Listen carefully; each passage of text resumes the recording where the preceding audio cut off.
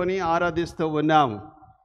సంఘము అంటే పిలువబడిన వారు. ఎక్కడి నుంచి పిలువబడిన వారు? లోకము నుంచి పిలువబడిన వారు. కనుక పిలువబడిన వారంతా కూడా బాప్తిసం తీసుకున్న తర్వాతనే సంఘముగా అనబడుతుంది. బాప్తిసం తీసుకోకుండా కూడా వచ్చే వాళ్ళు ఉంటారు, తప్పులేదు. వాళ్ళు వినాలి. వినుట వలన విశ్వాసము కలుగును. వినకపోతే ఎవరు ఎలా విశ్వసిస్తారు? కనుక బోధించినప్పుడు మీరు వాక్యం వినాలి. సంఘము యొక్క ఉద్దేశం ఏంటంటే విశ్వాసులు అనబడిన వారంతా కూడా సంఘము. ఆ సంఘము అందరినీ కూడా విశ్వాసులను దేవుని సన్నిధిలో నడిపించే బాధ్యత మనది. సాక్ష్యము చెప్పి సాక్ష్యం చెప్పేది. చాలామందికి సాక్ష్యం అంటే చర్చిలో మైక్లో సాక్ష్యం అని అనుకుంటారు. వాక్య అంశము సంఘము. సంఘము అంటే పిలువబడిన వారు.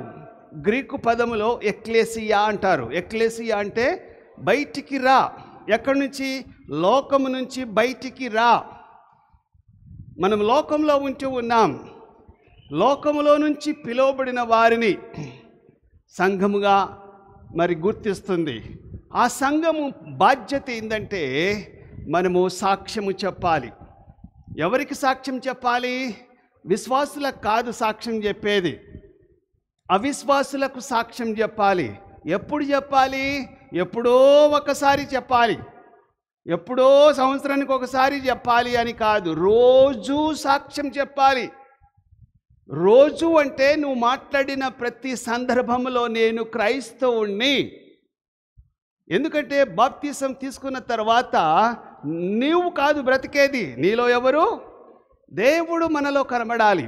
యేసుక్రీస్తు ప్రభును మనలో చూడాలి. మన పాట, మన మాట, మన నడక, మన చూపు, మన పడక ప్రతిదీ కూడా ప్రజలు గమనిస్తూ ఉంటారు. అవిశ్వాసులు అంటే లోకంలో ఉన్నవారు గమనిస్తూ ఉంటారు. ఏంటి ఈ అబ్బాయి మనలాగా లేడే, మనం మాట్లాడినట్టుగా మాట్లాడడే, మనం చూసినట్టుగా డబుల్ మీనింగ్ మాట్లాడడే, మనం తిన్నట్టుగా, మనం నడిచినట్టుగా, మనం పోయినట్టుగా, మనం కూర్చున్నట్టుగా ఇతడు కనబడడే, ఈమె కనబడదే.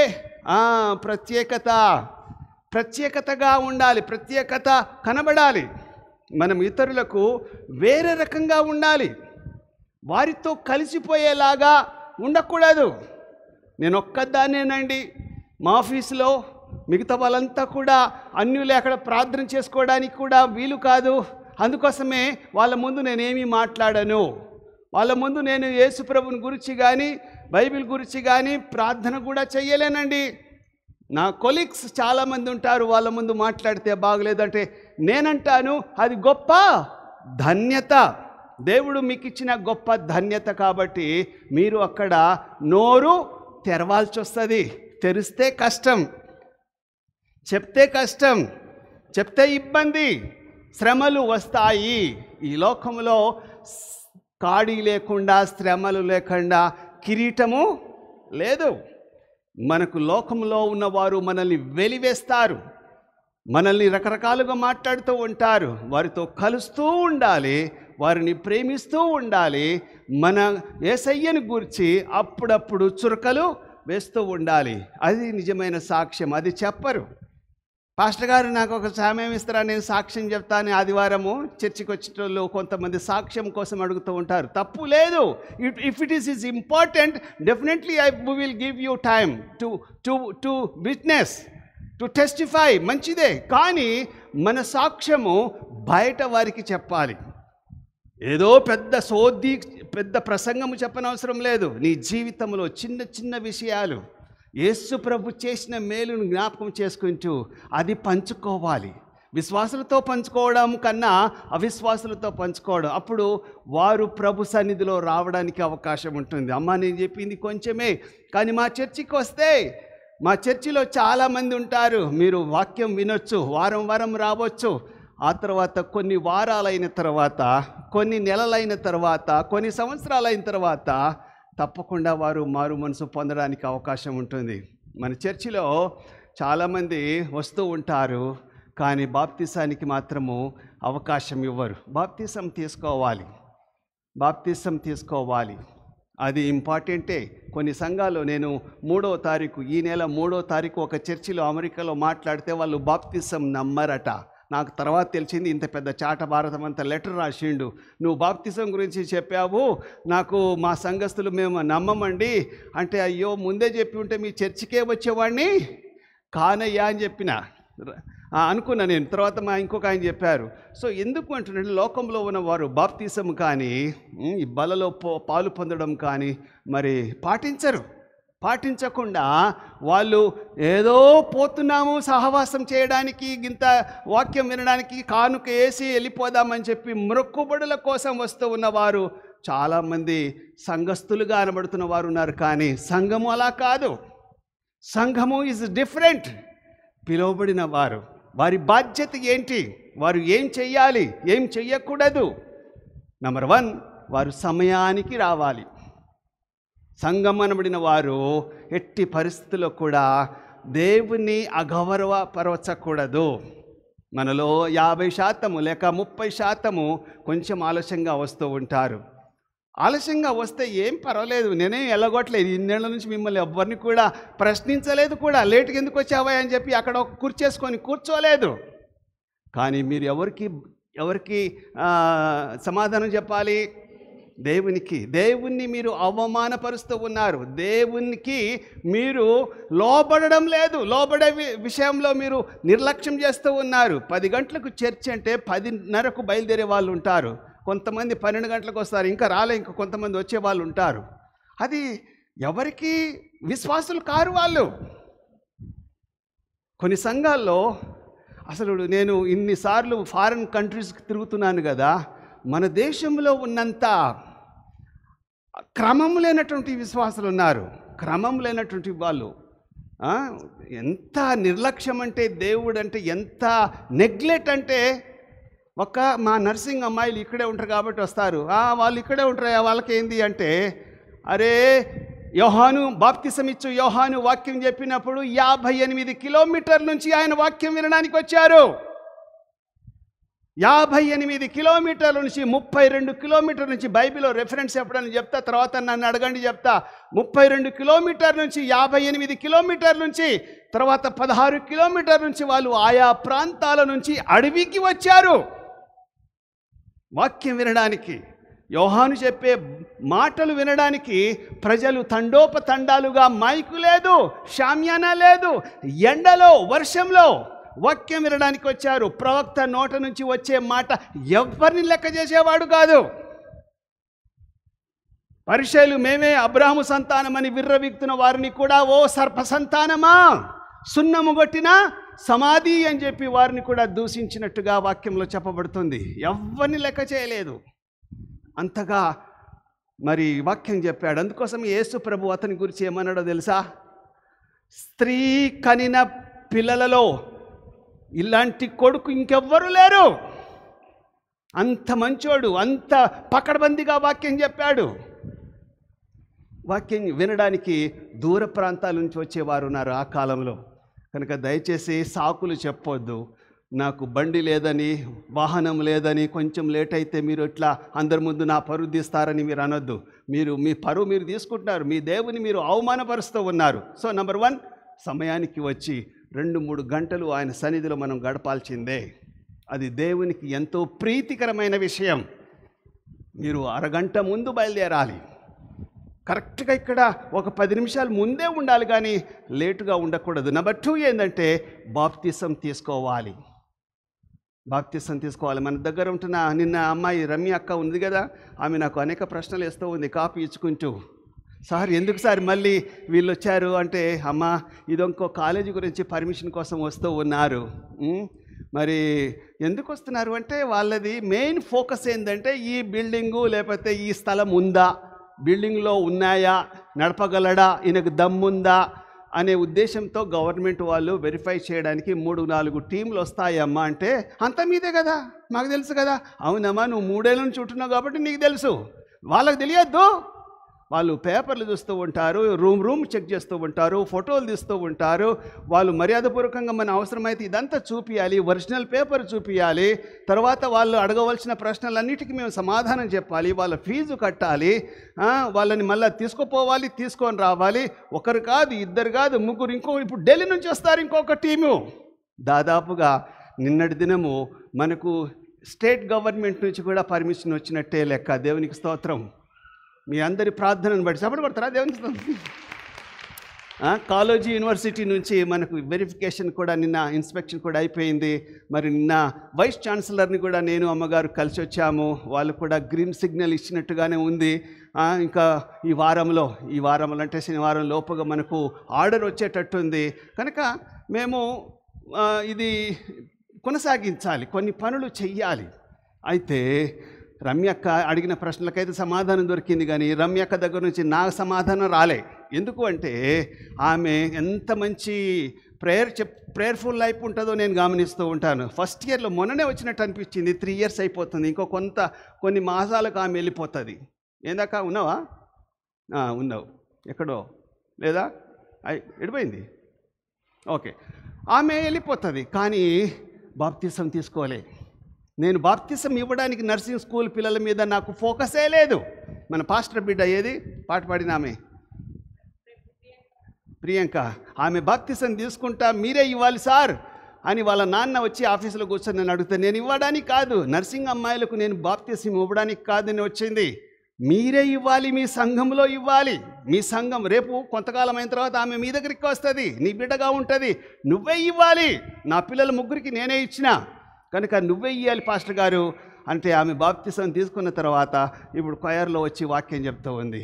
నేను నర్సింగ్ అమ్మాయిలకు బాప్తిసం ఇవ్వడానికి నేనేమో ఏర్పాటు చేయబడలే, మీరు స్టూడెంట్గా వచ్చారు, వాక్యం వింటున్నారు, that is more than enough. But next step ఏంటి అంటే you have to take baptism తీసుకోకుండా మీరు అలాగే కాలయాపన చేస్తూ ఉన్నట్లయితే ఇప్పుడు ఎందుకులే అయ్యా 70 ఏళ్ల తర్వాత తీసుకుందాము అనుకున్న వాళ్ళు చాలామంది ఉంటారు. 70 ఏళ్ళు బ్రతుకుతాం కదా, 69 సంవత్సరాలు బ్రతికిన తర్వాత నా ఇష్టానుసారంగా జీవించిన తర్వాత 69వ సంవత్సరంలో నేను బాప్తిసం తీసుకొని 1 సంవత్సరం గుడికి వస్తే పరలోకానికి వెళ్తాను కదా.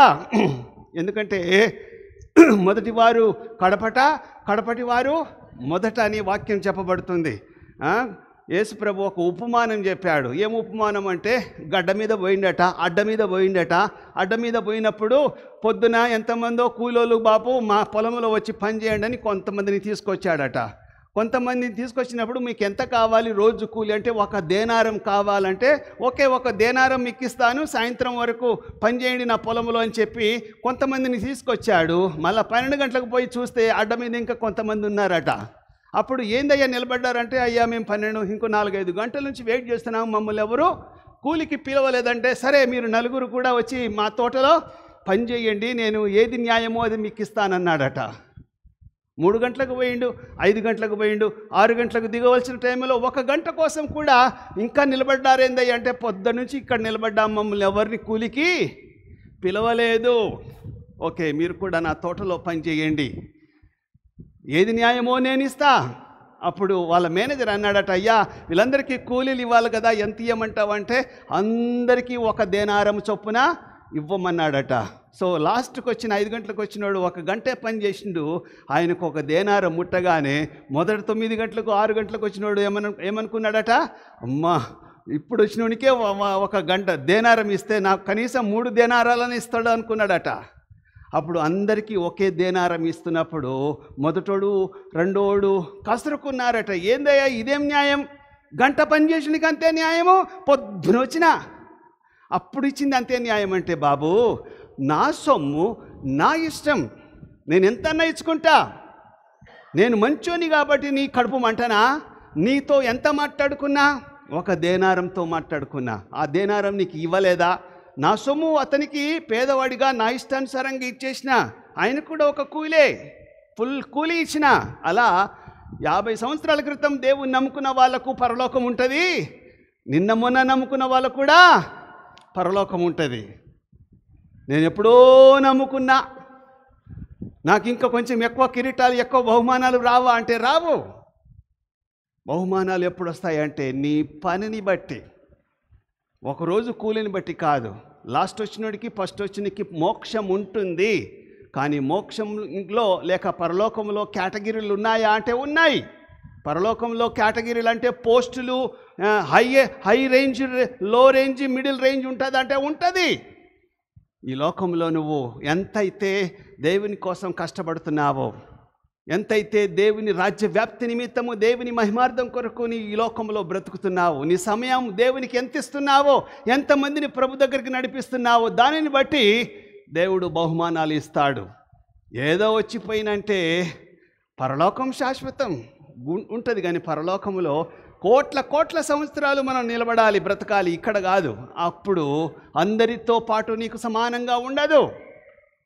ఈ లోకంలో మనము విశ్వాసులుగా చేయవలసిన బాధ్యత మనకెంతో ఉంది కనుక మనము సంఘములో చేయవలసిన ఈరోజు వాక్యం అంతా కూడా మళ్ళీ విశ్వాసులకే.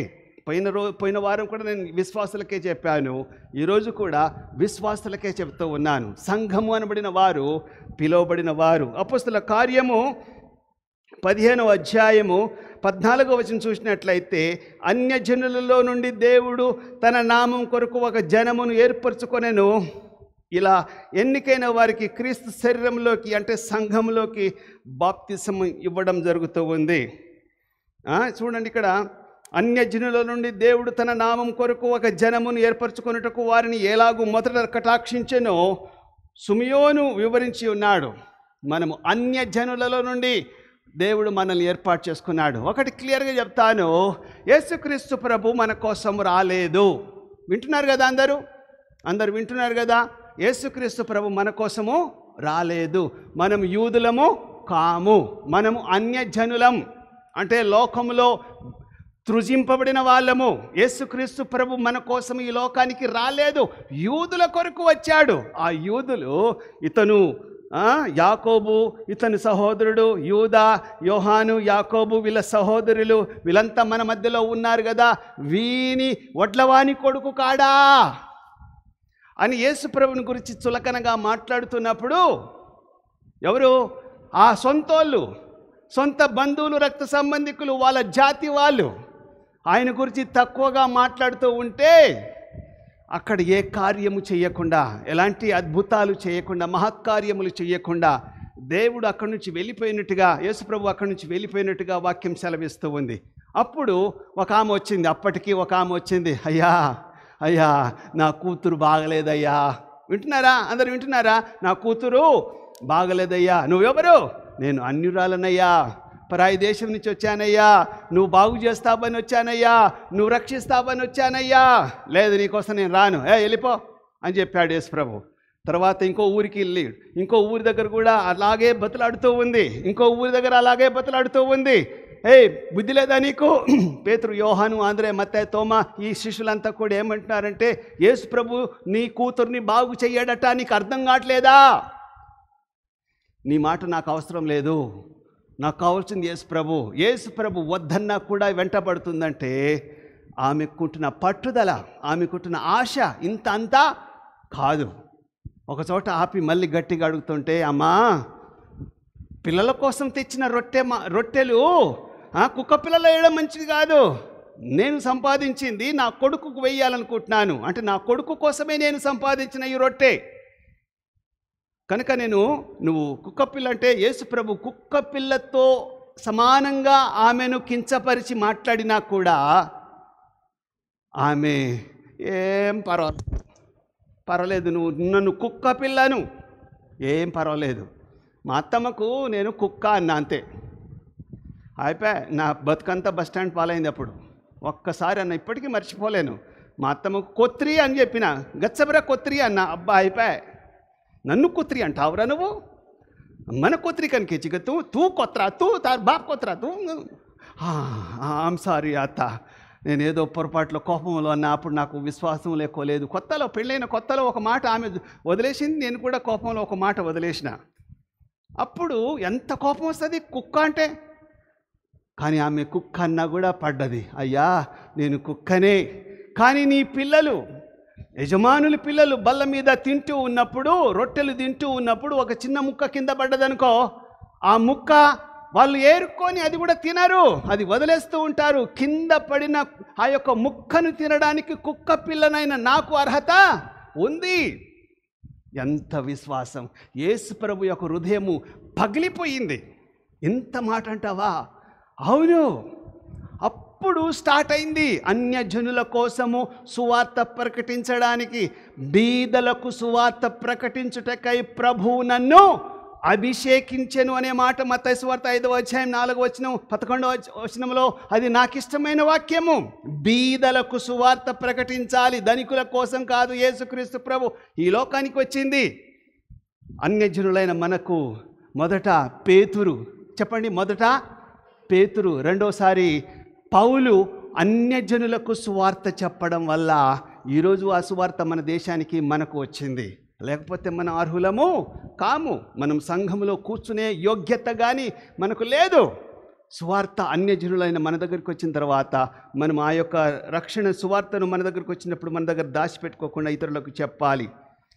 డెఫినేషన్ ఆఫ్ ద చర్చ్, సంఘము యొక్క ఉద్దేశం ఏంటంటే, సంఘము, మళ్ళీ చెప్తున్నా, సంఘము అంటే బయట పిలువబడిన వారు. గట్టిగా చెప్పండి, బయట పిలువబడిన వారు. ఎక్కడి నుంచి? బయట అంటే లోకములో నుంచి మీరు ఇక్కడ పిలువబడ్డారు. లోకములో ఉంటున్న గుంపుతో మీరు కూర్చోవడం లేదు, లోకములతో మీరు కలిసి ఉండడం లేదు. తిరగాలి, పని చెయ్యాలి. కానీ ఇది ప్రభుదినం, ఇది దేవుని రాజ్య వ్యాప్తి నిమిత్తము నేను వాడబడాలి, నేను దేవుని సన్నిధికి వెళ్ళాలి అని చెప్పి మనం బయటికి రావాలి. బయటికి వచ్చి ఆయనను స్తుతించడానికి మనము సకాలానికి మన సమయం హెచ్చించాలి. నేను చాలాసార్లు చెప్పాను, కానీ మర్చిపోతూ ఉన్నారు కొంతమంది. మనం ఎన్ని గంటలు దేవుని దగ్గర గడిపితే అంత ఆయుష్ పెరుగుతుంది. ఎన్ని గంటలు దేవుని మందిరంలో మనం గడిపితే, దేవుని సన్నిధిలో సహవాసము, దేవునితో సహవాసము, పరిశుద్ధులతో సహవాసం చేసినట్లయితే మన ఆయుష్ పెరుగుతుంది. కనుక మనం బయటికి రావాలి. మొదటి కొరింథీయులకు రాసిన పత్రిక 1వ అధ్యాయము 2వ వచనం చూసినట్లయితే, కొరింథులో ఉన్న సంఘమునకు పరిశుద్ధులుగా నుండుటకు పిలువబడిన వారికి సంఘం అనే పదాన్ని, కొరింథీలో ఉంటున్న వారు, ఇంటిలో ఉన్నవారు. ఆ కాలంలో చర్చి అంటే చాలామంది ఏమనుకుంటారంటే బిల్డింగ్ ఎంత నీటుగా, ఎంత హాయిగా ఉంటే అది నిజమైన చర్చి అనుకుంటారు. అందుకోసమే సతీష్ గారు పెద్ద పెద్ద చర్చిలు కడుతూ ఉన్నారు, ఎయిర్ కండిషన్లు పెడుతూ ఉన్నాడు, మంచి కుర్చీలు వేస్తూ ఉన్నాడు, మంచి ఎయిర్ కండిషన్ వేస్తూ ఉన్నాడు. డిస్ట్రిక్ట్ ఒక చర్చి, ఇప్పుడు రాష్ట్రానికి ఒక 10 చర్చిలు కట్టడానికి కూడా ఆయన చర్చి బిల్డింగ్ మీద ఫోకస్ పెట్టాడు. కానీ చర్చి అంటే మనుషులు, విశ్వాసుల గుంపు. ఈ విశ్వాసుల గుంపును మరి చర్చి అనబడుతుంది. మనము చాలాసార్లు అమ్మగారు కానీ ఈవెన్ చిన్న పాస్టర్ కానీ నన్ను ఎప్పటి నుంచో అంటున్నారు, అయ్యా మరి అంతా బాగానే ఉంది కానీ మన చర్చి విషయంలో నాకు చాలా బాధ ఉంది అయ్యా, నువ్వు చర్చిని ఫోకస్ చేస్తలేవు, చర్చి కడతలేవు, కొంచెం నీట్గా ఉంటే బాగుంటుందని అమ్మగారు అయితే నాకు వారానికి 2 సార్లు చెప్తుంది. వినయ్ కూడా ప్రార్థనలో రోజు మా కుటుంబ ప్రార్థనలో ఈ చర్చిని బాగు చేయాలని ఉంటుంది. నాకు ఉంది, మీకు ఉంది. కానీ మాకు కొన్ని పరిస్థితులను బట్టి మా కాలేజీ స్కూల్స్ కొన్ని నడవడం లేదు. మేము కొన్ని గవర్నమెంట్తో అగ్రిమెంట్ చేసుకొని నడపాలి. ఒకవేళ ఇప్పుడు కాలేజీ వచ్చినట్లయితే ఇదంతా నిండిపోతుంది. ఇంకొక 2-3 ఏళ్లకు 4 ఏళ్లకు ఇక్కడ పిల్లలు. ఆ తర్వాత మనం దీన్ని ఇప్పుడే కట్టేస్తే నాకు కొన్ని పర్మిషన్లు రావు, కొన్ని జరగవలసినవి జరగవని చెప్పి ఏదో ఒక హాల్ లాగా, ఒక మల్టీపర్పస్ బిల్డింగ్ లాగా కనబడడానికి నేను కొంచెం కాలయాపన చేస్తున్నాను. అది మీకు అర్థం కాదు, మా వాళ్ళకు కూడా అర్థం కాదు. సో చర్చి అంటే బిల్డింగ్ కాదు, చర్చి అంటే విశ్వాసుల గుంపు, విశ్వాసులు కూడుకునే స్థలము. అప్పుడు చర్చి బిల్డింగ్స్ కానీ లేకపోతే హాలు కానీ లేదు. ఇంట్లో కూర్చున్నారు. ఫిలోమోను 2 వచనం చూసినట్లయితే నీ ఇంట సంఘమునకు, కొలసి 4:15 చూసినట్లయితే కొలసిలో ఇంటనున్న సంఘమునకు అని రాస్తూ ఉన్నాడు. సంఘము అనే పేరు సార్వత్రికమైన అందరికీ కూడుకొని వస్తూ ఉంది కనుక మనము సంఘముతో ఉంటున్నామా లేకపోతే ఒంటరిగా ఉంటూ ఉన్నామా? సంఘముతో ఉండాలి, బిల్డింగ్తో కాదు. బిల్డింగ్ ఉంటే మంచిది, తప్పు లేదు. నీట్గా ఉండి మంచి మల్టీపర్పస్గా ఉంటే బాగుంటుంది. నన్ను ఒకసారి అన్నాడు, ఇదంతా రిపేర్ చేయడానికి కనీసం 70 లక్షలు కావాలని చెప్పి 4 ఏళ్ల క్రితమే ఒక ఆయన కొటేషన్ ఇచ్చాడు. ఆయన అంతా చూసిపోయాడు. 70 లక్షలు ఇవ్వండి, నేను ఒక 15 రోజుల్లో దీన్ని రూపురేఖలు మార్చేస్తానన్నాడు. అప్పుడు డబ్బు లేక ఏదో ఒక ప్లాటో ఏదో ఒకటి అమ్మేసుకుంటే కానీ నేను దీన్ని చేయలేను అయ్యా, కొంచెం వెయిట్ చేయమని చెప్పినప్పుడు ఆయన అటు వెళ్ళిపోయాడు. అయితే సంఘమునకు చెప్పండి, సంఘమునకు రాజ్యమునకు తేడా ఉంది. సంఘానికి రాజ్యానికి తేడా ఉంది. సంఘము అంటే విశ్వాసుల గుంపు, రాజ్యము అంటే లోకములో ఉన్నవారు. యేసు ప్రభు మత్తయి సువార్త 13వ అధ్యాయంలో ఒక 7 ఉపమానాలు చెప్పాడు. ఎన్ని? 7 ఉపమానాలు చెప్పాడు. ఆ 7 ఉపమానాలు ఏంటంటే మత్తయి సువార్త 13వ అధ్యాయంలో విత్తనాలు చల్లువాని ఉపమానం, గురుగులు గోధుమల ఉపమానం, పొలములో విత్తబడిన ఆవగింజ ఉపమానం, పిండి ముద్దలో పెట్టిన పులిసిన పిండి ఉపమానం, 5వది పొలములో దాచబడిన ధనము యొక్క ఉపమానం, 6వది మంచి ముత్యములు కొనుక్కున్న వర్తకుని ఉపమానం, 7వది సముద్రములో వేయబడిన ఉపమానం. ఈ 7 ఉపమానాలు చెప్పాలంటే 7 గంటలు పడుతుంది. యేసు ప్రభు ప్రతిదీ ఎందుకు ఉపమానాలతో చెప్పాడు చెప్పండి? యేసు ప్రభు ఉపమానాలతో ఎందుకు చెప్పాడు అంటే, చదువుకున్న వాళ్ళకేమో వాక్యం చెప్తే అర్థమవుతుంది, వింటున్నారా? కథలు చెప్తే లేకపోతే ఉపమానంగా చెప్తే అవి మర్చిపోలేరు, అలా ఉండిపోతాయని చెప్పి యేసు ప్రభు ఈ మత్తయి సువార్త 5వ అధ్యాయం నుంచి 8, 9వ అధ్యాయం వరకు లేకపోతే 13వ అధ్యాయం వరకు ఆయన కొండ మీద చేసిన ప్రసంగాలు అదే హోల్ లైఫ్ని చేంజ్ చేసేది.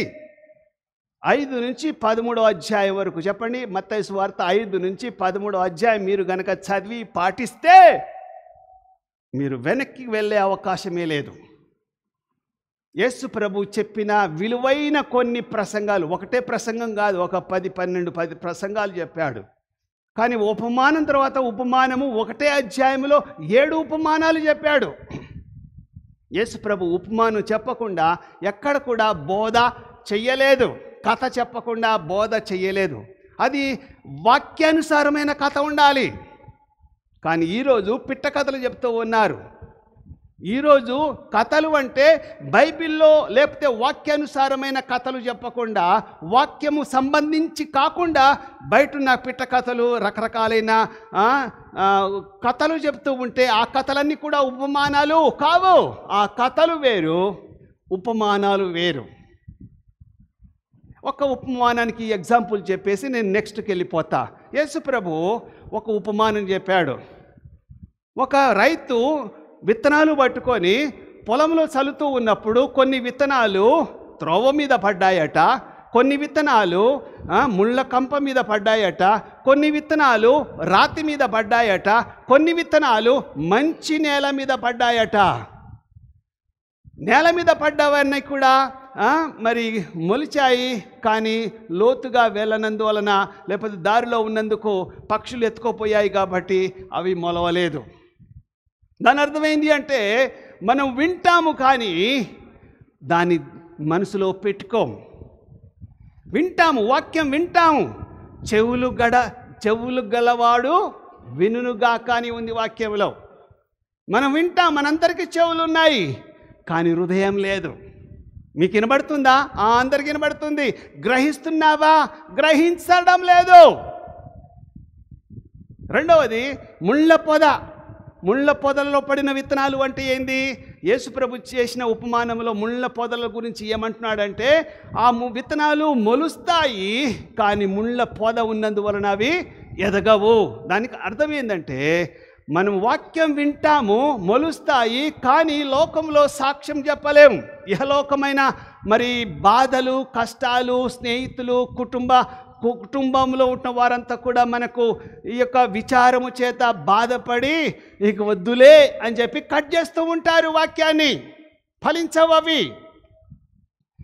ఈ లోక సంబంధంగా మనకు ఎన్నో విషయాలు ఉంటాయి, కానీ మనం వాటిని భరించి వాటిని ఎదుర్కొని పోవడానికి మనకు ఎదిరించలేము. ఏమనుకుంటారో, మా అమ్మలను ఎదిరియాలా? ఒక అమ్మాయి వాక్యం చదువుతూ ఉంటే వాళ్ళ ఇంట్లో బైబిల్ కనబడితే వాళ్ళ ఇంట్లో పెద్ద గొడవ. ఎవరిచ్చారే నీకు ఈ బైబిలు? ఎందుకు చదువుతున్నావే ఈ బైబిలు? ఎవరిచ్చారే అని చెప్పి ఆమెను నరకయాత్ర చేసినట్టుగా నేను మొన్న చదివాను. కనుక వాళ్ళు లోకంలో ఉంటున్న వారిని ఎదిరించలేక కాంప్రమైజ్ అయ్యి వాక్యాన్ని విత్తనము కట్ చేస్తూ ఉంటారు. అవి ఫలించవు. నెంబర్ 3, బండ మీద వేరు పోనందు వలన బండలాంటి హృదయం కలిగిన వాళ్ళు ఉంటారు. ఏదో వచ్చాం, విన్నాం అని కూర్చొని వెళ్ళిపోయే వాళ్ళు చాలామంది ఉంటారు. నువ్వు చెప్పేదేదో చెప్పు స్వామి, నువ్వు చెప్పేదేదో చెప్పుకొని పో. మేము వచ్చామంటే వచ్చాము, కూర్చున్నామంటే కూర్చున్నాం. Body present, mind absent. అలాంటి వాళ్ళు కూడా ఉంటారు. అయితే మంచి నేల మీద పడిన విత్తనాలు ఫలించి 30దంతులుగాను, 60దంతులుగాను, 100అంతలుగాను ఫలింపజేస్తాయి. ఒక చెట్టు యొక్క ఫలము దేని గురించి మనం చెప్పగలం? మంచి పండని ఆ ఫలము ద్వారానే. ఆ ఫలము ఫలించక, మనం ఫలాలు ఇవ్వక గొడ్డుబారిపోతూ ఉన్నాం. మనం ఉంటున్నాము అంటే ఉంటున్నాము, వస్తున్నాము అంటే వస్తున్నాము. ఫలిస్తున్నామా? ఫలాలు ఇవ్వడం లేదు. ఫలాలు ఇవ్వకపోతే యేసుప్రభు ఏం చేశాడు తెలుసా? యేసుప్రభు పోతూ ఉన్నప్పుడు ఒక చెట్టు కనబడింది. ఏం చెట్టు అది? అంజూరపు చెట్టు కనబడింది. అబ్బా, మంచిగా పచ్చగా ఉంది. ఆ చెట్టు చూడగానే పోయి యేసుప్రభు ఆ చెట్టుకు కొమ్మకు వెతికాడట. ఫలాలున్నాయా? లేవు. ఛీ అని దేవుడు ఆ చెట్టును శపించినట్టుగా వాక్యం చెప్తుంది. అప్పుడు కింద ఇంకొక మాట రాయబడి ఉంది, అది ఫలాలు ఇచ్చే కాలము కాదు. అయినా కూడా ఎందుకు శపించాడు? మనలో చాలామంది పైన పటారం లోన లొటారం లాగా పైన వేషము, చర్చి, తెల్లటి చీర, సూటు బూటు వేసుకొని భక్తిగా బైబిల్ పట్టుకొని వస్తూ ఉంటాం. బయట కనబడడానికి చాలా భక్తిపరులాగా కనబడుతూ ఉంటాం. పచ్చగా ఉంటాం. ఈ చెట్టు వలె ఈ అంజూరపు చెట్లకు ఏమున్నాయట? గుబురాకుల్లో మంచి చెట్లు ఆకులు కనబడ్డాయి. ఎవరు చూసినా కూడా ఆ చెట్టు అబ్బా తప్పకుండా ఫలాలు ఉంటాయి అనుకుంటారు, కానీ అందులో ఏమి లేవు, ఫలాలు లేవు. ఫలాలు లేకపోతే దేవునికి ఎందుకు కోపం రావాలి? ఆ కాలం కాదు కదా. దేవునికి కోపం వస్తుంది. నువ్వు ఫలించకుండా జీవిస్తున్నావా, నిన్ను శపిస్తాడు దేవుడు. నీ యొక్క జీవితం ద్వారా నువ్వు నలుగురికి మేలుకరంగా బ్రతకాలే, కానీ నీకోసం నువ్వు బ్రతుకు. నేను బతకాలయ్యా, ఇగో వీడి కోసం బతుకుతున్నా. ఎవడి కోసం? ఆ బుడ్డోడి కోసం బతుకుతున్నా. నేను బతకాలి, మరి ఈ పిల్లలని సాకాలి, మరి ఈ పిల్లల కోసం నేను బతకాలి. నేను ఒక్కదాన్ని, నేను ఇలా నీ కోసం కాదు, నీ పిల్లల కోసం కాదు. ఎవరి కోసం బ్రతకాలి? యేసు ప్రభు నమ్ముకున్న వాళ్ళు యేసుక్రీస్తు ప్రభు కోసం బ్రతకాలి. యేసుక్రీస్తు ప్రభు కోసం మనం బ్రతికినట్లయితే ఫలించే మంచి ఫలాలు మన నుంచి వస్తాయి. అరే, ఆమెనా ఎంత మంచి ప్రార్థనలు నడుపుతుందయ్యా, ఆమె జీవితము, ఆమె బ్రతుకు, ఆమె కుటుంబము అంతా దాతృత్వం కలిగిన వాళ్ళు ఉంటారు. ఎంత దేవుని గురించి మాట్లాడుతూ ఉంటారు. అతని మాట వింటూ ఉంటే, అతనితో సహవాసం చేస్తూ ఉంటే ఎంతో ధైర్యం అని చెప్పి మన నుంచి ఫలాలు కోరుకోవాలి. కానీ ఎండిపోయిన చెట్టు వలె మనం జీవించినట్లయితే ఫలాల గురించి బాప్తిసం ఇచ్చు యోహాను ఏమన్నాడో తెలుసా? ఇప్పుడే చెట్టు వేరున గొడ్డలి వేయబడి ఉంది, ఫలించని ప్రతి చెట్టును నరికి అగ్నిలో పారవేస్తాడు దేవుడు. జాగ్రత్త. కనుక విశ్వాసులంగా నువ్వు ఫలిస్తున్నావా? నేను ఫలిస్తున్నానా? లేకపోతే గొడ్డులాగా ఉంటున్నానా? ఫలించకుండా నాలో నుంచి ఫలాలు రాకపోతే నా జీవితము సంఘంగా ఉంటున్న మన జీవితం వ్యర్థం. రెండవది, ఇక్కడ దృశ్యమాన అదృశ్యమాన సంఘాల మధ్య తేడా ఉంది. కనబడే సంఘము, కనబడనటువంటి సంఘము. ఈ లోకంలో ఉన్న డినామినేషన్లు అన్నీ కూడా, ఈ లోకంలో ఉన్న చర్చెస్ అన్నీ కూడా కనబడే చర్చెస్. మనకు ఇప్పుడు హెబ్రోన్ ఉంది, పెంతికోస్తు ఉంది, బాప్టిస్ట్ ఉంది, చర్చ్ ఆఫ్ సౌత్ ఇండియా వాళ్ళది ఉంది, లేకపోతే మెననోయిట్ వాళ్ళు ఉన్నారు, బ్రదరన్స్ ఉన్నారు, హెబ్రోన్ ఉన్నారు. అనేక డినామినేషన్లు కనబడుతున్నాయి. సంఘాలన్నీ కూడా దృశ్యమైనవి, అదృశ్యమైన సంఘాలు కూడా ఉన్నాయి. అవన్నీ కూడా ఆల్రెడీ దేవుని సన్నిధిలో చేర్చబడ్డాయి. వారి పేర్లు జీవ గ్రంథములో రాయబడి ఉన్నాయి. నీ పేరు, నా పేరు జీవ గ్రంథములో రాయబడి ఉందా?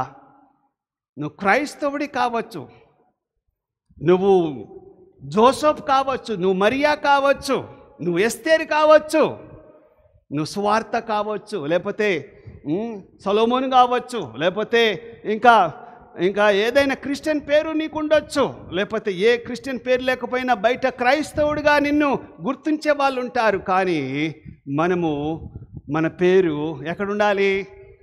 జీవ గ్రంథములో రాయబడి ఉంది. ప్రకటన గ్రంథము 21వ అధ్యాయము 27, గొర్రెపిల్ల జీవ గ్రంథములో ఎవరి పేర్లైతే ఉన్నాయో వారే నిజమైన సంఘస్థులు.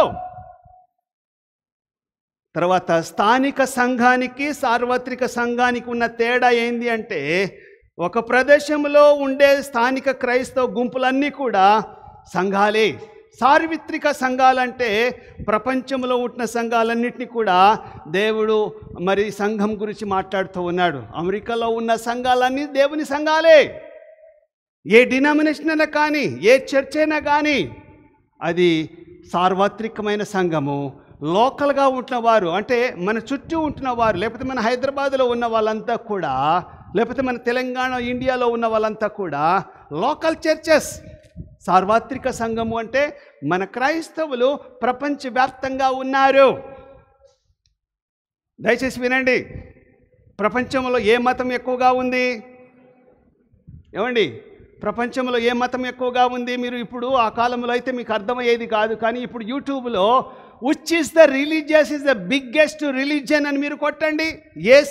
ఏ యొక్క మతము ప్రపంచంలో ఎక్కువగా ఉంది అని అంటే, ఎక్కువ దేశాల్లో 200 దేశాల్లో దాదాపుగా 120, 130 దేశాల్లో లేక 150 దేశాల్లో, ప్రతి దేశంలో క్రైస్తవులు ఉన్నారు. వాళ్ళంతా కూడా సార్వత్రిక సంఘము. మన దేశంలో లేరు, కానీ విశ్వాసులు ఉన్నారు. ఇప్పుడు వేరే దేశాల్లో ఒకప్పుడు 100% ఉండే, ఇప్పుడు వాళ్ళ దేశాన్ని తలదన్నేలాగా మన దేశము విశ్వాసులు లేస్తూ ఉన్నారు. దేవునికి స్తోత్రం.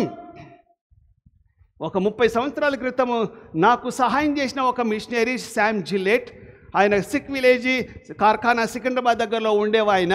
అయ్యా, నేను అమెరికా వెళ్ళిపోతున్నాను, అయ్యా నాకు ఇంకొక 4 సంవత్సరాలు ఈ దేశంలో ఉండడానికి నాకు పర్మిషన్ ఉంది. 40 సంవత్సరాలు ఈ దేశంలో ఉండి, భువనగిరిలో ఉండి, జనగాంలో ఉండి, హైదరాబాద్లో ఉండి అనేకులను బలపరిచాడు. నాకు ₹2 కూడా ఇచ్చాడు. అంటే ₹2 లిస్ట్, 100,000 రూపాయలు కూడా ఇచ్చాడు. నాకు చదువు కోసము, నా భార్య, మా ఇద్దరి చదువు కోసం కొంత ఫీజు కట్టాడు. ఆ వ్యక్తి ఆ 30 ఏళ్ల క్రితం చదువుకొని పోతూ ఉంటే, క్రిస్టల్ పుట్టినప్పుడే, ఎప్పుడు 32 ఏళ్ల క్రితం ఆమె పుట్టిన తర్వాత ఆమె పేరు పెట్టి ఆమె వెళ్ళిపోయింది. ఎందుకు పోతున్నావయ్యా అంటే, మా దేశం వెళ్ళాలి, మా దేశంలో మా మనవరాళ్ళు పిస్తోలు పట్టుకొని తిరుగుతున్నారట. ఈ దేశంలో మీరున్నారు, మీ పిల్లల్ని మీరు కాపాడుతారు, మీరు చేసుకోండి.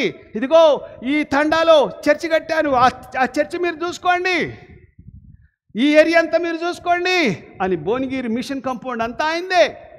భువనగిరి మిషన్ కాంపౌండ్ ఇవాళ కోట్లు, 100 కోట్లు అంత డబ్బు, ఆ భూమి అంతా వదిలిపెట్టి ఆయన దేశానికి వెళ్ళి, నా మనవలకు, నా మనవరాళ్లకు నేను సువార్త చెప్పాలి అని చెప్పి, పాపం చెప్పిండో లేదో తెలియదు, కానీ నేను ఒక్కడే 2 సార్లు పోయి ఆయన భార్యను కలిసి వచ్చాను. అయ్యా, 1000 మందికి నేను సహాయం చేశాను, కానీ నా దగ్గరికి వచ్చినోడు నువ్వు ఒక్కడివే. థ్యాంక్ యూ, నువ్వు నాకు నీ ఉప్పు నేను తిన్నాను, నువ్వు నన్ను ప్రభువులో పెంచావు, వాక్యంలో పెంచావు, సువార్త కోసం నడిపించావు, సువార్త గురించి ఎంత భారమో నాకు నేర్పించావు అని చెప్పి వాళ్ళ ఇంటికి పోయా. కొన్నాళ్ళకు ఆయన చనిపోయిండు. అమ్మగారు ఉంటే అమ్మగారి దగ్గరకు పోయి ఆమె కాలు తీసేశారు. అయినా ఆమె కాలును పట్టుకొని ప్రార్థన చేసి ఆమెను చూస్తే ఎక్కడలేని బలం. ఒకప్పుడు ఎంతో మా దేశంలో, ఆ దేశంలో ఆమె వాళ్ళ భార్య ఇక్కడే పుట్టింది, ఇండియాలోనే పుట్టింది. సేవ చేసి వెళ్ళారు. సార్వత్రిక సంఘము అంటే అది వేరే దేశాల్లో ఉన్నా కూడా వాళ్ళంతా కూడా సార్వత్రిక సంఘము. అయితే వాస్తవ సంఘము, ఆదర్శ సంఘము మధ్య యొక్క తేడా ఏంది? వాస్తవ సంఘము అంటే క్రీస్తు మూలంగా పరిపూర్ణతలోనికి రావాలని పాటుపడేవారు ఉంటారు. క్రీస్తు కోసము, యేసు ప్రభు కోసము నేనేదైనా ఒక పని చెయ్యాలి అని కష్టపడే వాళ్ళు కొందరు ఉంటారు. వాళ్ళు ఆ గుంపులో నువ్వు ఉన్నావా? నేను దేవుని కోసం నేను ఏదైనా చెయ్యాలయ్యా, దేవుని కోసం నేను ఏదైనా చెయ్యాలి. యేసు ప్రభు దగ్గరికి వచ్చి ఒక ఆయన, అయ్యా ఒకడున్నాడు, పునరుద్ధాన దినములో మరి అతను లేస్తాడా, అతని భార్య ఎవరికైతుంది? ఒక ఆయన పెళ్లి చేసుకున్న తర్వాత భార్య చనిపోయింది, భర్త చనిపోయాడు, రెండో భర్తను చేసుకున్నాడు, అంటే వాళ్ళ తమ్ముని చేసుకుంది ఆమె. ఆ తమ్ముడు కూడా చనిపోయాడు. మూడో ఆయన చేసుకున్నాడు, మూడోడు కూడా చనిపోయాడు, నాలుగోడు చనిపోయాడు, ఐదోడు చనిపోయాడు, ఆరోడు చనిపోయాడు, ఏడోడు కూడా చనిపోయాడు. ఈ 7 అన్నదమ్ములను పెళ్లి చేసుకున్న ఈ స్త్రీ ఎవరి భార్య అవుతుంది అని యేసుప్రభుని అడిగాడు. యేసుప్రభుని అడిగితే పరిశేని యొక్క తెలివిని చూసి, నువ్వు బాగానే అడుగుతున్నావురా, తెలివిగా వివేకంగా అడుగుతున్నావు, కానీ అసలు చనిపోయిన తర్వాత భార్య భర్తలు ఉండర్రా బాబు. చనిపోయిన తర్వాత భార్య భర్త అనేది ఉండర్రా బాబు. ఈ లోకంలోనే మనకు బంధం. అర్థమైందని చెప్పింది. ఈ లోకంలోనే మనకు బంధం. తర్వాత మన కొడుకు ఎవరో, కూతురు ఎవరో, భార్య ఎవరో, భర్త ఎవరో పరలోకంలో మనం కనబడతాం. కానీ అక్కడ సార్వత్రికమైన సంఘంతో కలిసి ఉంటాం. పునరుద్ధానం టైంలో పెళ్ళిళ్ళు చేసుకోరు, భార్య ఉండరు, పిల్లలు ఉండరు. అందరూ ఈ లోకంలో అంతా కూడా మనము వధువులం. ఈ లోకంలో ఉన్న విశ్వాసులంతా కూడా వధువులంటే పెళ్లి కుమార్తెలం. మన పెళ్లి కుమారుడు ఎవరు? యేసుక్రీస్తు ప్రభు. కనుక మనం చాలాసార్లు మన టైం అంతా కూడా ఎవరి కోసం ఖర్చు పెడుతుంటాం చెప్పండి? భర్త కోసం, కొడుకు కోసం, కూతురు కోసం మన జీవితం అంతా ధారపోస్తాం. ఒక వీడియో నాకు నిన్న మా వినయ్ పంపించిండు. నువ్వు జీవితకాలం అంతా కూడా కష్టపడి కొడుకులను, కూతురునో, భార్యనో, భర్తనో మీరు పోషిస్తూ ఉంటే నువ్వు ఇచ్చేది దేవునికి ఇంత. టైము ఇవ్వవు, వాక్యము వినవు, ఆయన కోసం సేవ చెయ్యవు. అంత వీడి కోసం పోస్తే ఇదంతా దేవుని లెక్కలో రావు. ఆయన పని చేసిన సంఘము, ఆయన పని కోసం జీవిస్తున్న విశ్వాసుల గుంపు ఎంతమంది ఉన్నారు అని దేవుడు కోరుకుంటున్నాడు. కనుక ఇక్కడ ఇంకోటి, యుద్ధ సంఘానికి విజయ సంఘానికి మధ్య తేడా ఏంటి? యుద్ధ సంఘానికి విజయ సంఘానికి తేడా ఏంటి? యుద్ధం సంఘాల్లో మనం ఉన్నామా? విజయం పొందామా? విజయం అంటే ఏంది? ఇప్పుడు నిన్న ఒక ఆయన విజయం పొందాడు. మొన్న ఒక 2 నెలల క్రితం 2 నెలల క్రితం నేను అమెరికాలో ఉన్న ఒక వ్యక్తి చనిపోయాడు. ఎవరైనా చనిపోయిన వ్యక్తి ఎవరు? మన తెలంగాణ, ఆంధ్రలో ప్రవీణ్ పగడాల. ఆయన విజయ సంఘం కిందికి వస్తాడు. ఆయన నిన్న మొన్న ఒక ఆయన చనిపోయాడు, ప్రకాష్ గంటాల. పాపం ఆయన కూడా మంచి సేవకుడే, ఆయన కూడా చనిపోయాడు. చనిపోయిన వాళ్ళంతా కూడా యుద్ధము చేసి విజయం పొందిన వాళ్ళంతా కూడా విజయ సంఘంగా ఉన్నవారు. యుద్ధ సంఘంలో ఎవరున్నారు? మనమంతా యుద్ధ సంఘంలో ఉన్నాం. చెప్పండి, యుద్ధ సంఘంలో ఉన్నాం. యుద్ధం చెయ్యాలా, పారిపోవాలా? ఎవరితో చెయ్యాలి? ఈ లోక అంధకార దుష్ట శక్తులతో మనము యుద్ధం చెయ్యాలి. అంధకార సైన్యముతో, అపవాదితో, లోకనాథునితో మనం యుద్ధం చేయాలి. మన వల్ల అవుతుందా యుద్ధం చేయడం? చెప్పండి, గట్టిగా చెప్పాలి ఎవరైనా. ఆ వాడితో యుద్ధం మనం చేయగలమా, చెయ్యలేమా? చెప్పట్లేరు మీరు. చెయ్యలేరు కదా, చెయ్యగలం. అదే అంటున్నా, మరి దేవునితోనే ఉండాలని నేను ఇక్కడ కలుపుతూ ఉన్నా. దేవుడు లేకపోతే మనం జీరో. దేవుడు మనతో ఉంటే మనం హీరోలం. నువ్వేంద్రవై అని అన్నాడు ఒక ఆయన ఒడిశాల పట్టుకొని. రా, నేను కుక్కని అనుకుంటున్నావురా, నువ్వు ఒక తాడు పట్టుకొని వచ్చినావు, కట్టెపుల పట్టుకొని వచ్చినావు, నేను కుక్కనారట. కుక్క కంటే వేస్టురా నువ్వు, కుక్క కంటే వేస్టురా నువ్వు. నిన్ను నేను చంపేసి ఆకాశ పక్షులకు పెట్టకపోతే అడుగుతాడు, అరే నువ్వు రారా, నిన్ను ఏ వాహనం లేకుండా, ఏ ఆయుధం లేకుండా నిన్ను చేతులతో నలిపి చంపేస్తా, రా అంటే రా పటు. దేవుని నామములో ప్రార్థన చేసి ఆ బలశాలుడైన ఆ గొలియాతును చంపగలిగింది ఎవరి ధైర్యంతో? దేవుని ధైర్యంతో. ఇప్పుడు మనం యుద్ధం చెయ్యాలా, చెయ్యకూడదా?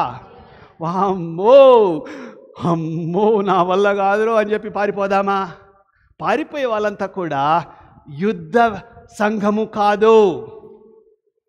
యుద్ధ సంఘంలో మనం ఉన్నాము అంటే మనకెవరున్నారు తోడు అని నమ్మాలి, దేవుడు ఉన్నాడని నమ్మాలి. ఆ సంఘంలో నువ్వు ఉన్నావా? రెండోది ఏంటంటే సంఘపు పునాదులు.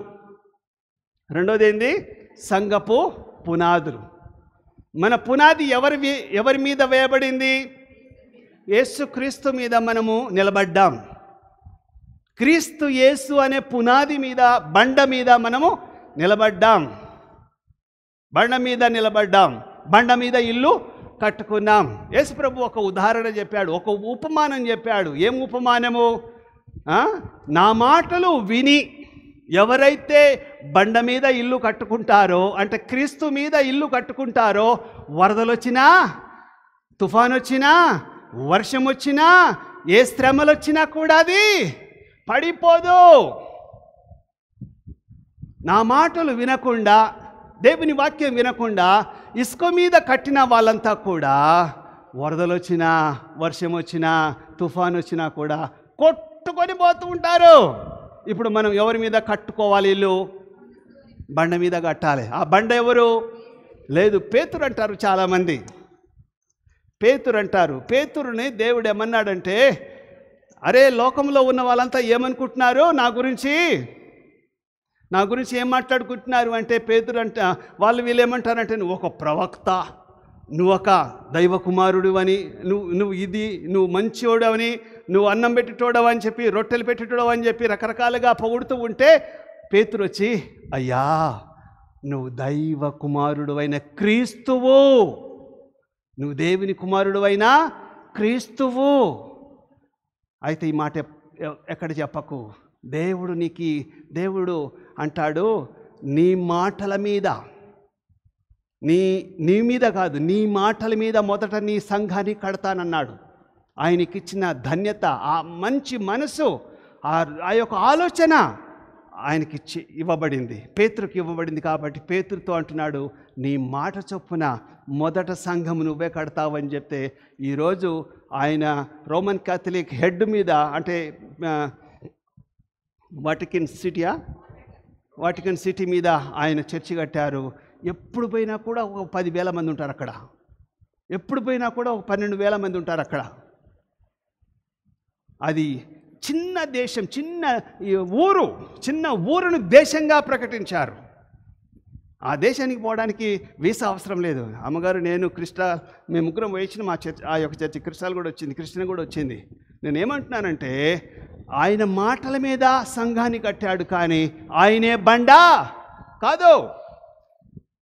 మనము అలా నిలబడాలి. యేసు ప్రభు మాటలను బోధిస్తూ ఉంటే, యేసు ప్రభు యొక్క వాక్యాన్ని ప్రకటిస్తూ ఉంటే, వాక్యము బహుధైర్యంగా ప్రకటిస్తూ ఉంటే, సాక్ష్యం చెప్తూ ఉంటే, యేసు ప్రభు కాలంలోనే ఆయన పెళ్లి చేసుకున్నాడు. యేసుక్రీస్తు ప్రభు సేవ చేయడానికి వస్తూ ఉంటే ఆయన పెళ్లి చేసుకున్నాడు. వాళ్ళ అత్తకు జ్వరం వస్తే యేసు ప్రభు పేతురు అంటాడు, అయ్యా మా అత్తకు జ్వరం వచ్చింది, కొంచెం హీల్ చేయవా అంటే, ఓకే. ఆమెకు హీల్ చేసిన తర్వాత ఆమె లేచి వీళ్ళందరికీ అన్నాలు సిద్ధపరిచి పరిచర్య చేసినట్టుగా వాక్యం చెప్పబడుతుంది. ఆయన ముందు యేసు ప్రభువును సిలువ వేసేటప్పుడు ఇక్కడ ఎంత బాగానే ఉంది. సిలువ వేసేటప్పుడు ఆయన బొంకాడు, యేసు ప్రభు ఎవరో నాకు తెలియదు. ఒకసారి కాదు, 2 సార్లు కాదు, 3 సార్లు బొంకాడు. తర్వాత యేసు ప్రభు మళ్ళీ ఆయనను వదిలేశాడా? వీడు వేస్ట్ గాడు అనుకున్నాడా? ఈ లోకంలో వేస్ట్ గాలు ఎవ్వరూ లేరు. ప్రతి ఒక్కరూ విలువైన వాళ్ళే దేవుని దృష్టిలో. నేను పనికి మాలిన దాన్ని, పనికి మాలిన వాడిని, నాకు చదువు అందము ఏమీ లేదు, అనేక రోగాలతో రొప్పులతో బాధపడుతున్నానని చెప్పి మీరనుకోవద్దు. దేవుడు మిమ్మల్ని ప్రత్యేకంగా వాడుకోవడానికి ఆయన సిద్ధంగా ఉన్నాడు. నిన్ను నీవు సమర్పించుకో. ప్రభువా, నీ బిడగా నేను ఈ లోకంలో ఇంకేం చెయ్యాలి, నాకు జ్ఞానోదయం దయచేయమని ప్రార్థన చేస్తే దేవుడు నిన్ను వాడుకుంటాడు. పేతురును వాడుకున్నాడు. పారిపోతున్న పేతురును మళ్ళా 4వసారి కనబడి వాక్యం చెప్పి బలపరిచి ఆయనను ఒప్పింపజేసినప్పుడు ఆయన వెనక్కి వెళ్ళలేదు. అపొస్తలుల కార్యం 2వ అధ్యాయంలో చూసినట్లయితే ఆయన వాక్యము చెప్తూ ఉంటే, పేతురు యోహాను వాక్యం చెప్తూ ఉంటే వేల మంది బాప్తిసం తీసుకున్నారు. వేల మంది, ఒక్క రోజులో 3,000 మంది బాప్తిసం తీసుకున్నట్టుగా అపొస్తలుల కార్యం 2వ అధ్యాయం 38వ వచనంలో చెప్పబడుతుంది. బండ మీద కట్టబడిన లేకపోతే బలపరచబడిన వాక్యం కోసం జీవించిన ఇతనికి ఆ దేవుని మీద నిలబడ్డాడు కాబట్టి ఆయన గొప్పగా సేవ చేయగలిగాడు. 3,000 మందికి అంటే మరి 20,000 మంది వచ్చారు సాయంత్రం వరకు. అపొస్తలుల కార్యం 3వ అధ్యాయంలో ఒక వ్యక్తిని పేతురు, నా దగ్గర వెండి బంగారములు లేవు కానీ నజరేయుడని యేసు నామములో లేచి నిలబడమని చెప్తే, కుంటోడు శృంగార దేవాలయం ఎదుట మెట్ల దగ్గర అడుక్కునేటోడు బాగుపడి ఆయన ఫస్ట్ ఎక్కడికి వెళ్ళాడు?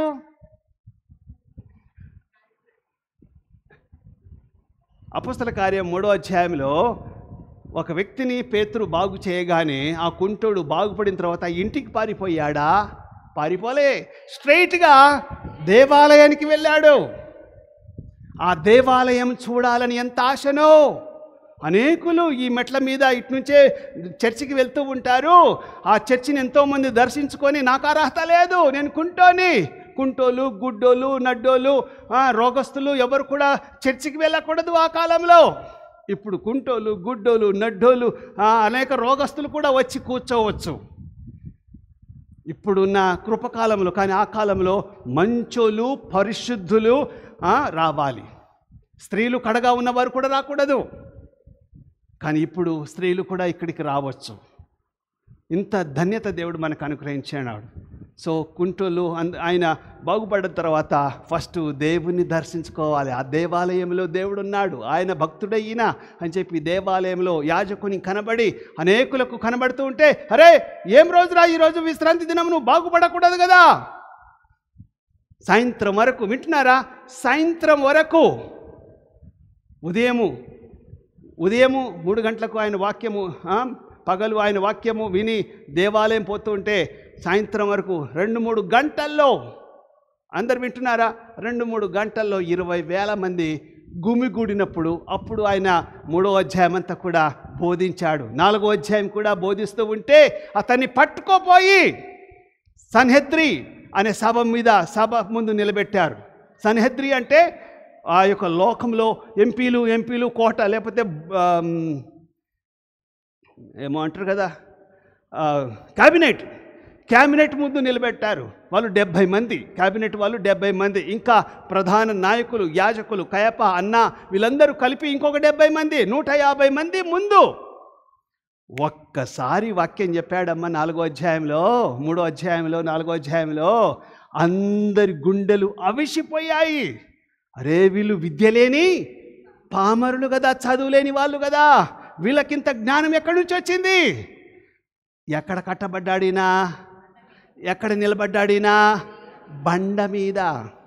కలెక్టరు, ఐఏఎస్ ఆఫీసర్లు, లేకపోతే ప్రధాన యాజకులు, శాస్త్రులు, పరిసయ్యులు, సద్దుకాయలు, వీళ్ళంతా కూడా నిలబడి వీళ్ళ బోధను విన్నాడు. నీకు ఎప్పుడన్నా ఎంపీల గుంపులో వాక్యం చెప్పే అవకాశం వచ్చిందా? ఎంపీలందరూ కూర్చొని 150 మంది ఎంపీలు కూర్చొని ఒకసారి వాక్యం చెప్పే అవకాశం నీకు వచ్చిందా? పేతురుకు, యోహానుకు వచ్చింది. ఎందుకు? వాళ్ళు బండ మీద నిలబడ్డారు కాబట్టి. ఒక్క షాట్ కొట్టాడు. ఏం కొట్టాడో తెలుసా? మీరు సిలువ వేసిన క్రీస్తును గూర్చి మేము ప్రకటిస్తున్నాము. మా యేసుని ఎవరు సిలువ వేశారు? మీరు సిలువ వేశారు. అరే, ఇది జరిగి 40 రోజులు కూడా కాలే. 40 రోజుల క్రింద మీకు మర్చిపోయాను, నాకు తెలియదని మీరు చెప్పొద్దు. మీరు సిలువ వేశారు యేసుక్రీస్తు ప్రభును. ఆ యేసును గూర్చి మేము చెప్పాలి. మీ మాట వినాలా? మీ పై ఉన్న ఆఫీసర్ మాట వినాలా? మాకు రాజులకు రాజు, ప్రభులకు ప్రభు అయిన యేసయ్య మాకు ఆజ్ఞాపించాడు, మీరు సర్వలోకానికి వెళ్ళి సర్వ సృష్టికి సువార్తను ప్రకటించమంటే మేము ఆ యొక్క శృంగారం అనే దేవాలయం ఎదుట ఒకరిని బాగు చేస్తే 20,000 మంది కూడి వచ్చారు. వాళ్ళకు వాక్యం చెప్పాం. ఒక్క షాటుకు, ఒక్క మాటకు 20,000 మంది వాక్యం చెప్పడమే కాకుండా సన్హెద్రి అనబడిన క్యాబినెట్ వాళ్ళకు కూడా, అధికారులకు కూడా వాక్యం చెప్పే అవకాశం ఎవరికి వచ్చింది? పేతురు యోహానుకి వచ్చింది. 150 మంది వీళ్ళిద్దరిని ఏం చేయలేకపోయారు. కొట్టలేదు, చంపలేదు. చంపితే బయట జనాలు వెయిట్ చేస్తున్నారు, మీడియా వెయిట్ చేస్తుంది, పత్రికలు రాసేవాళ్ళు రాస్తూ ఉంటారు. ఏం చెయ్యాలని చెప్పి వీళ్ళని కొట్టకుండా, తిట్టకుండా యేసు ప్రభుని గురించి ఎక్కడ మాట్లాడకండి అని చెప్పి మెల్లగా పంపించేశారు. వాళ్ళ సంఘం అంతా కూడా ప్రార్థన చేస్తూ ఉంటే, మిమ్మల్ని కొట్టారా, చంపారా, ఊరేస్తారట కదా, చంపేస్తారట కదా, రకరకాలుగా మాట్లాడుతూ ఉంటే బహుధైర్యంగా వాక్యం చెప్పారు వీళ్ళు. ఇప్పుడు నేను చెప్పేది, ఏ సంఘం మీద, ఏ బండ మీద వీళ్ళు నిలబడ్డారు? నువ్వు ఎక్కడ నిలబడ్డావు? క్రీస్తు బండ మీద నిలబడితే మనకు ఆ ధైర్యం, ఆ పవర్ వేరే ఉంటుంది. దేవుడు మారినటువంటి వాడు. ఆయన వాక్యము ఆకాశం మారినా, భూమి మారినా ఆయన వాక్యం మారదు. మన దేవుడు మారినటువంటి దేవుడు. మనల్ని కూడా ఆయన కంటే, ఎవరికంటే? పేతురు, యోహాను, యేసు ప్రభు కంటే గొప్ప కార్యాలు దేవుడు ఈ రోజుల్లో కూడా జరుగుతాయని మీరు నమ్మితే, నమ్మువానికి సమస్తము సాధ్యం. నమ్మాలి. యేసయ్యను మాత్రమే నమ్మాలి. ఈ లోకంలో ఎవ్వరిని నమ్మొద్దు. యేసయ్య వాక్యమే నమ్మాలి. అప్పుడు దేవుడు నిన్ను కూడా వాడుకుంటాడని జ్ఞాపకం చేస్తూ ఉన్నాను. సో ఇక్కడ మూడవది సంఘ సభ్యత్వము. ఇంపార్టెంట్ ఏంటంటే సంఘ సభ్యత్వము. చాలామంది విశ్వాసులు గుడికి వస్తూ ఉంటారు. ఈ గుడికి ఒకసారి, ఆ గుడికి ఒకసారి, ఆ చర్చికి ఒకసారి, ఈ చర్చికి ఒకసారి వెళ్తూ ఉంటారు. దీన్ని సంఘస్థులు అనరు, సంఘము అనబడరు వాళ్ళు.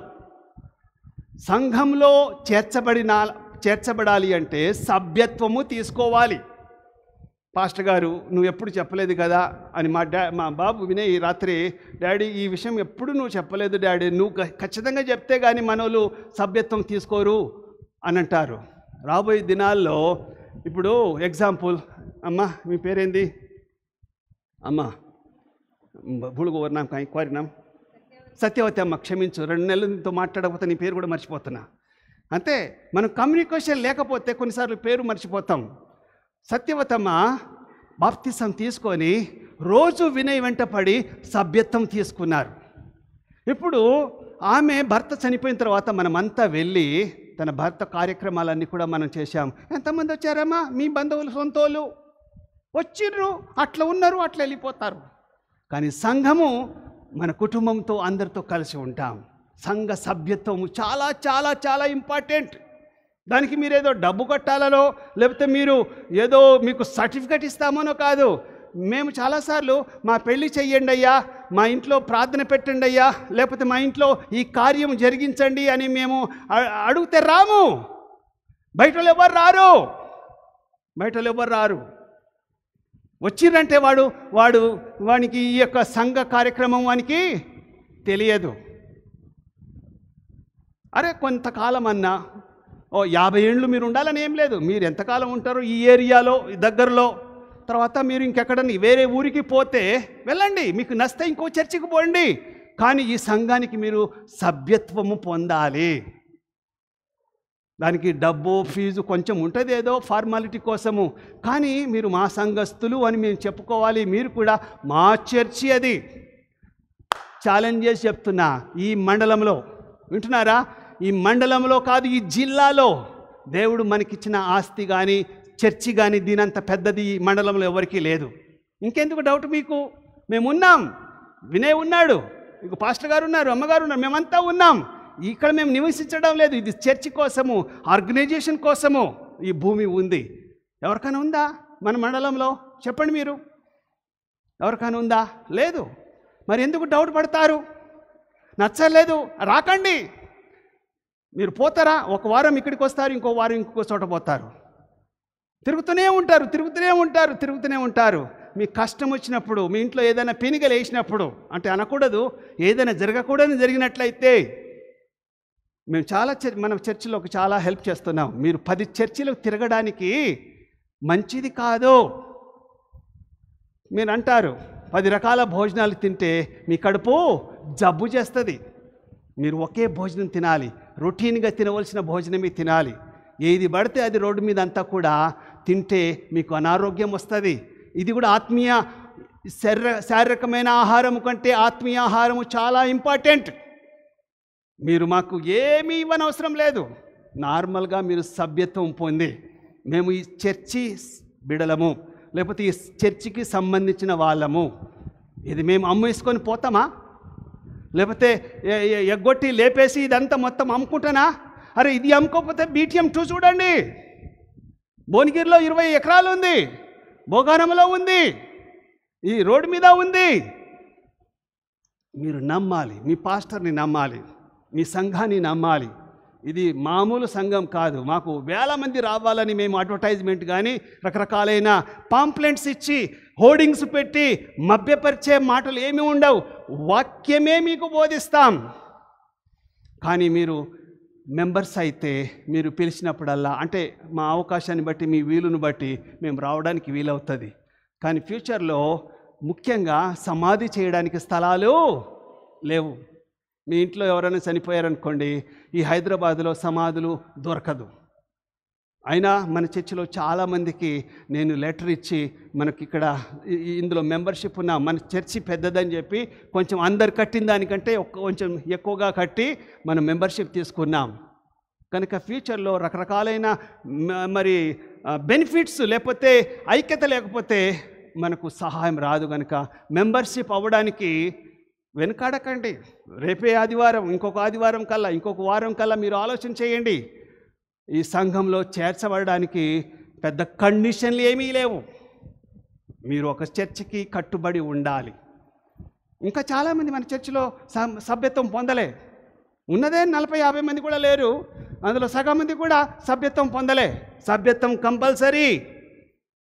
అపోస్తల కార్యము 2వ అధ్యాయము 28 చూసినట్లయితే, పెంతెకోస్తు దినాన పేతురు పశ్చాత్తాపడమని వివరించారు. రక్షకునిగా, ప్రభునిగా మీరు అంగీకరించాలి మొదట, తర్వాత రక్షణ పొందాలి, బాప్తిసం తీసుకోవాలి. బాప్తిసం తీసుకొని రక్షణ పొందినట్లయితేనే, బాప్తిసం తీసుకున్న వాళ్ళకే, మా చర్చిలో తీసుకుంటే వెల్ అండ్ గుడ్, తీసుకోకపోతే మీరు ఎక్కడైనా తీసుకున్నా కూడా ఇందులో సభ్యత్వము ఒక 4 ఏళ్ళు 5 ఏళ్ళు 10 ఏళ్ళు ఉంటామండి, ఈ ఏరియాలో ఉంటున్నాం కాబట్టి మీతో ఉంటామని చెప్పి మీరు సభ్యత్వం పొందాలి. ఇప్పుడు చెప్పండి, రక్షణ ముందా, సభ్యత్వం ముందా? ఏమండి? సభ్యత్వం పొందడానికి, రక్షణ పొందడానికి సంఘంలో చేర్చకూడదు. రక్షణ పొందిన తర్వాత, బాప్తిసం తీసుకున్న తర్వాత నెక్స్ట్ స్టెప్ ఏంది? సభ్యత్వం కావాలి. బాప్తిసం తీసుకున్న వాళ్ళు ఉన్నారు వేరే వేరే చర్చెస్లో, మీరంతా క్రైస్తవులు, నో డౌట్. కానీ సభ్యత్వం పొందుకుంటే మిమ్మల్ని ఎక్కడన్నా ఆటంకపరుస్తామని భయపడతారో ఏమో నాకు అర్థం కావట్లేదు. ఏం భయం అవసరం లేదు, కానీ మీకు ఒక రైట్స్ ఉంటాయి. ఒక 5 ఏళ్ళు ఉంటారా, 10 ఏళ్ళు ఉంటారా, 2 ఏళ్ళు ఉంటారా, మీ ఇష్టం. కానీ సభ్యత్వం ఇస్ వెరీ వెరీ ఇంపార్టెంట్. కనుక రక్షణ పొందిన వాళ్ళంతా కూడా సభ్యత్వం పొందాలని జ్ఞాపకం చేస్తూ ఉన్నాను. ఇక్కడ సంఘానికి సూచిస్తూ బైబిల్లో మరి కొన్ని మాటలు చెప్తూ ఉన్నాయి. యేసుక్రీస్తు మరి మనకు రక్షకుడిగా, దేవునిగా ఉంటూ ఉన్నాడు. సంఘ ప్రయోజనాల కోసము మనము దేవుని ఆరాధిస్తూ ఉన్నాం. మనము ఈ లోకంలో సంఘ సభ్యులైన తర్వాత సువార్తను ప్రకటించే బిడ్డలుగా ఉండాలి. సువార్తను ప్రకటించాలి. సువార్తను మనం ప్రకటించకుండా సభ్యత్వం పొంది విశ్వాసినై గుడికి వస్తున్నాను అంటే కుదరదు. మనము సాక్ష్యం ఇవ్వాలి. ఇంతకుముందే చెప్పాను, మనం సభ్యత్వం పొందాలి, సువార్త ప్రకటించాలి. సువార్త ప్రకటించేటప్పుడు 10,000 మందో 5,000 మందో 50 మందో 100 మంది ఉంటే నేను సాక్ష్యం చెప్తానని కాదు. పర్సనల్గా ఇండివిజువల్గా మీరు సాక్ష్యం చెప్పాలి, వాక్యం చెప్పాలి, సువార్తను చెప్పాలి, ఒక్కొక్కరికి చెప్పాలి. ఇద్దరిద్దరుగా వెళ్ళండి, భార్యాభర్తలుగానో లేకపోతే ఇద్దరు కుటుంబాలుగా వెళ్ళి సువార్తను చెప్పాలి. మనమంతా కూడా ఒకే తండ్రిని ఆరాధిస్తున్నాం, మనం దేవుని చెందిన వాళ్ళం. అందరిలోనూ ఒకే ఆత్మ, పరిశుద్ధాత్మ దేవుడు మనలో ఉన్నాడు. తండ్రి, కుమార, పరిశుద్ధాత్మ దేవునిలో మనం ఉంటూ ఉన్నాం. మనం కలిసి పరలోకంలో నివసించబోతూ ఉన్నాం. అయితే చివరికి చాలామంది ఇంకొక డౌట్ ఏంటంటే, అయ్యా ఈ సంఘాలు ఎందుకు, ఈ చర్చెస్, ఇన్ని చర్చెస్ ఎందుకు, ఒకే చర్చి ఉండొచ్చు కదా, ఇన్ని డినామినేషన్లు ఎందుకు, ఆ చర్చి ఈ చర్చి అని చెప్పి వాడకొక చర్చి ఉంది కదా, ఇక్కడే చాలా చర్చిలు ఉన్నాయి కదా అని చాలామంది అనుకుంటారు. అప్పుడు దేవుడు ఒక చిన్న ఆలోచన ఇచ్చాడు. ఏంటంటే మనము సైకిల్కు ఎన్ని చక్రాలు ఉన్నాయి? 2 చక్రాలు ఉన్నాయి. ఒక చక్రంలో ఎన్ని పుల్లలు ఉంటాయి? ఒకే పుల్ల ఉంటుందా? ఒక 20-30 పుల్లలు ఉంటాయా అమ్మా? చక్రం ఒకటే, చక్రానికి ఎన్నో పుల్లలు ఉంటాయి. ఇవన్నీ కూడా, ఈ పుల్లలంతా కూడా మరి డిఫరెంట్ డినామినేషన్స్. మనం సంఘస్థులము, మనం అంతా అన్ని డినామినేషన్ వాళ్ళు కలిస్తేనే సార్వత్రిక సంఘము. మనము మన యజమానుడు, లేకపోతే మన శిరస్సు యేసుక్రీస్తు ప్రభు శిరస్సు కనుక ఆ యేసుక్రీస్తు ప్రభు ఏమంటున్నాడో చూడండి. ఎఫెసీయులకు రాసిన పత్రిక 5వ అధ్యాయం 27వ వచనం, చివరి వచనం. ఎఫెసీయులకు రాసిన పత్రిక 5వ అధ్యాయం 27. అటువలే ఉందమ్మా, క్రీస్తు కూడా సంఘమును ప్రేమించి అది కలంకమైనను ముడతైనను అట్టిది మరి ఏదైనను లేక పరిశుద్ధమైనదిగాను నిర్దోషమైనదిగాను మహిమగల సంఘముగాను ఆయన తన ఎడల దానిని నిలబెట్టుకొనవలనని వాక్యముతో ఉదక స్నానము చేత దానిని పవిత్రపరిచి పరిశుద్ధపరచుకొనుటకై దానిని తాను అప్పగించుకొనేను. మనం సంఘంగా ఉండాలి, సంఘ బాధ్యతను నెరవేర్చాలి. సింపుల్గా క్లుప్తంగా నేను చెప్తా, మనం ఏం చేయాలి అంటే సంఘంగా ఉండాలి. సంఘం అనే పదానికి దేవుడు బయటికి రమ్మంటూ ఉన్నాడు. నెంబర్ 2, సంఘ పునాదులు ఎవరి మీద వేయబడాలి? క్రీస్తు అనే బండ మీద ఉండాలి. సంఘానికి, సభ్యత్వానికి ఉండకుండా ఏదో వచ్చిపోతాను అంటే కుదరదు. ప్రతి ఒక్కరూ సభ్యత్వం తీసుకోవాలి. తర్వాత సంస్కారాలు చేయాలి. సంఘ సంస్కారాలు 7 ఉంటాయి, కానీ కనీసం 2 అయినా చేయాలి. 2 నేను నమ్ముతాను. నెంబర్ 1 ఏంటంటే సువార్త చెప్పాలి. 2వది బలలో పాలు పొందాలి. యేసుప్రభు బిడ్డ సువార్త చెప్పాలి, సకాలానికి రావాలి, బలలో పాలు పొందాలి, వాక్యం విన్న తర్వాత మనం ఫలించాలి. చివరిది సంఘం యొక్క ప్రయోజనము, భూమిపై ఉన్న సంఘస్థులంతా కూడా కలవాలి, ఐక్యత కలిగి జీవించాలని దేవుడు కోరుకుంటున్నాడు. అందరూ లేచి నిలబడండి, ప్రార్థన చేద్దాం. మమ్మల్ని మికిలిగా ప్రేమించిన మా ప్రియ పరలోకపు రాజా, నీ పరిశుద్ధ నామమునకు వందనాలు, స్తోత్రం చెల్లించుకుంటూ ఉన్నాం. గతకాలమంతా కాచి కాపాడి నీ రెక్కల చాటున భద్రపరిచావు అయ్యా. మమ్మల్ని మేము కట్టుకుంటున్నాము, మా కోసం మేము బ్రతుకుతున్నాము అంటే క్షమించండి నాయనా. మేము మంచి ఫలించే చెట్టుగా ప్రభువా ఫలించుటకు సహాయం చేయండి. ఇతరుల కొరకు, అనేకులకు నీ రక్షణ మార్గములు నడిపించుటకు మాకు సహాయం చేయండి. అన్యజనులైన మమ్మల్ని ప్రభువా నడిపించారు, మాకు అవకాశం, భక్తి, ఆ యొక్క భాగ్యము లేదు. మీరు యూదుల కొరకే వచ్చారు, కానీ మొదట మీరు సువార్తను ప్రకటించమని, సర్వలోకానికి వెళ్ళమని అంటున్నారు. మీకు స్తోత్రములు. మా రాష్ట్రంలో, మా దేశంలో అనేకులు ప్రభువా ఇంకా వినక లోకంలోనే జీవిస్తున్న బిడ్డలతో మీరు మాట్లాడి నీ రక్షణ కార్యము జరిగించుమని, మా సంఘస్థులందరూ కూడా ప్రభువా అగ్గివలె మండుతూ ప్రకాశించగలిగే గొప్ప ధన్యత భాగ్యము మా అందరికీ దయచేయమని యేసుక్రీస్తు పరిశుద్ధ నామమున అడుగుచున్నాము తండ్రి.